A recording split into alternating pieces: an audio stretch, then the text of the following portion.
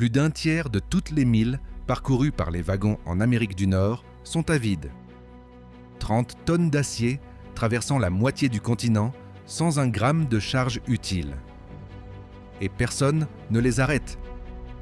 Les chemins de fer de classe optimisent chaque gallon de diesel, chaque minute de personnel, chaque dollar.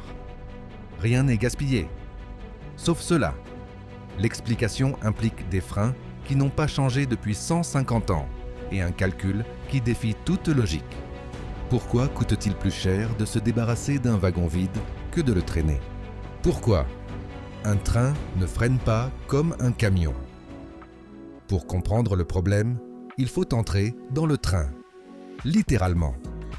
Un tube en acier parcourt toute la formation, de la locomotive au dernier wagon. Il transporte de l'air comprimé à environ 100 livres de pression. Lorsque le conducteur actionne le frein, il n'envoie pas un signal électrique. Il envoie une onde de pression qui voyage dans ce tube à environ 500 pieds par seconde. Ça semble rapide, jusqu'à ce que l'on se rappelle qu'un train de marchandises peut mesurer 10 000 pieds. Faites le calcul. Entre 15 et 20 secondes, entre le moment où le premier wagon freine et celui où le dernier le sait. Pendant ce temps, vous auriez déjà arrêté un camion 3 fois. Et voici le vrai problème.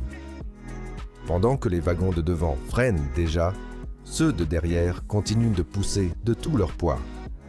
Des milliers de tonnes se comprimant contre les attelages. Les cheminots appellent cela bœuf. Et lorsque le train s'étire au lieu de se comprimer, parce que certains freinent plus que d'autres, c'est draft. Tension brutale qui peut arracher des attelages comme s'ils étaient du fil. Tout cela avec des wagons de même poids. Maintenant, imaginez en mettre un vide au milieu de cette chaîne. Quand le léger devient dangereux, imagine maintenant que dans ce même train, vous avez un wagon chargé et un vide. Le chargé pèse environ 130 tonnes, le vide moins de 30. La différence entre un camion rempli de ciment et une berline familiale. Et voici le problème.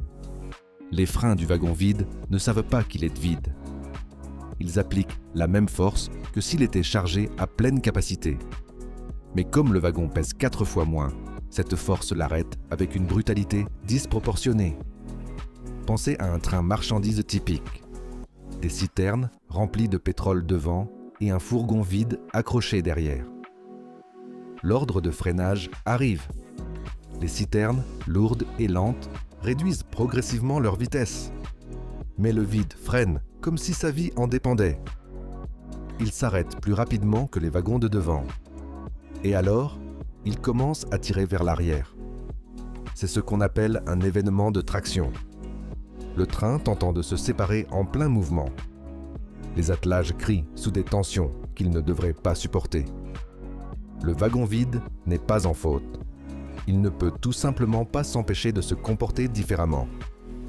Mais si le problème est si évident, pourquoi personne ne l'a-t-il résolu il y a des décennies? Comment une norme géniale est devenue une chaîne? Avant Westinghouse, freiner un train était un acte de foi coordonné. Les freineurs dans chaque wagon tournaient des manivelles manuelles pendant que le chauffeur sifflait. Différentes compagnies, différents systèmes. Et quand les wagons d'une ligne passaient à une autre, le chaos s'installait. Accidents constants, des morts qui aujourd'hui seraient un scandale national. En 1869, George Westinghouse a breveté le frein à air automatique. Un tube d'acier sous pression qui connectait tout le serpent de fer en un seul système nerveux. Le chauffeur actionnait un levier et chaque wagon réagissait. Aussi simple que cela. Aussi révolutionnaire. L'Association des chemins de fer américains a vu quelque chose de plus grand qu'un frein. Elle a vu l'opportunité d'unifier un continent. Ils ont codifié le système Westinghouse avec un attelage universel comme norme obligatoire. Peu importait si le wagon appartenait à l'Union Pacifique ou à une ligne régionale du Kansas. Il pouvait se raccorder à n'importe quel train être freiné avec n'importe quelle locomotive et réparé avec les mêmes pièces. Des dizaines de compagnies opérant comme une seule machine. Des équipages formés une fois, utiles partout. Ce fut un coup de génie logistique.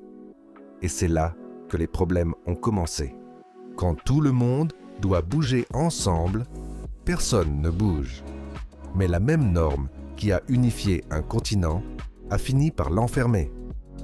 Parce que toute amélioration du système de freinage doit fonctionner pour tous les chemins de fer, sur toutes les lignes, avec tout l'équipement existant. Union Pacific, BNSF, CSX, Norfolk Southern. Si l'un ne peut pas l'adopter, personne ne l'adopte. Et voici le fait qui explique tout. Un wagon de marchandises reste en service entre 30 et 50 ans. Celui que tu as vu traverser la route ce matin pourrait avoir roulé quand ton père était adolescent. Les investissements se planifient sur 15, 20 ans. Les wagons durent le double.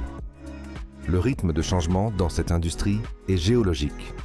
Et toute innovation qui n'est pas rétrocompatible avec du matériel de 50 ans est morte avant même que quelqu'un ne signe le premier chèque. Ce qui était la solution la plus élégante de son époque est devenu un piège dont personne ne peut sortir seul. Si ce type de paradoxe t'accroche, abonne-toi, car quelqu'un a bien tenté de briser cette chaîne. Et ce qu'ils ont découvert changerait tout. Ou c'est ce qu'ils pensaient. Friends, E-C-P-E-T, les 7 milliards que personne ne veut payer.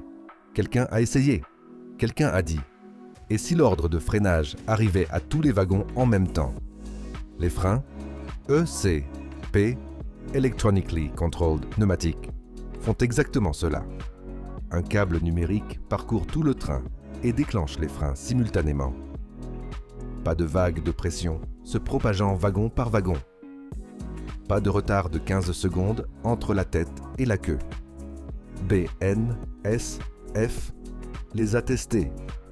Un train de 100 wagons à 80 km/h est passé de 1200 mètres à seulement 750 pour s'arrêter. 40% de moins. Avec 165 wagons, le résultat a été plus brutal, de 1300 mètres à 550. Près de 60% de réduction. Ça fonctionne. C'est prouvé. Ça existe. Et c'est ici que tout s'effondre. 4 000 $ par wagon, 40 000 par locomotive. Multipliez par toute la flotte des chemins de fer de classe 1 en Amérique du Nord et vous atteignez environ 7 milliards de dollars. Mais le vrai problème est ailleurs. Si vous mélangez un seul wagon traditionnel avec les nouveaux, vous perdez l'avantage. Soit tout le monde change, soit personne ne change. 49 CFR, partie 232. Et le côte caché de déplacer un wagon. Mais même si demain tombait du ciel 7 milliards de dollars, il y a autre chose. Quelque chose que personne ne voit avant de travailler dans les opérations. 49 CFR, partie 232. Un code fédéral qui dit ceci. Chaque train a besoin d'un test de freinage, classe 1 avant de quitter le terminal initial. Pression entre 90 et 110 PSI, différence maximale de 15 PSI entre la tête et la queue, fuite autorisée de 5 PSI par minute maximum. Inspection obligatoire par du personnel qualifié. Et voici le meilleur. Si vous touchez la composition, ajoutez un wagon, enlevez un wagon, déplacez un wagon. Le test est entièrement répété. Pensez-y. Un chemin de fer doit livrer un wagon à une autre compagnie à 150 miles. Parmi la cargaison, il y a un wagon vide qui dérange. Pour le retirer, il faut dévier le train vers une installation certifiée, effectuer le test de freinage complet, maintenir l'équipage en attente, la locomotive consommant du diesel au ralenti et remplir un tas de papiers. 2 heures, minimum. Plus de temps que le train mettrait à parcourir ses 150 miles avec le wagon vide à bord. Le calcul que personne ne veut faire est la batterie de rechange. Alors, le calcul. Une locomotive de ligne principale brûle 130-140 gallons de diesel par heure. Plus de 500 $ rien qu'en carburant pendant qu'elle respire. Un wagon vide de 30 tonnes dans un train qui entraîne des milliers ne fait presque pas bouger l'aiguille de la consommation. Presque rien.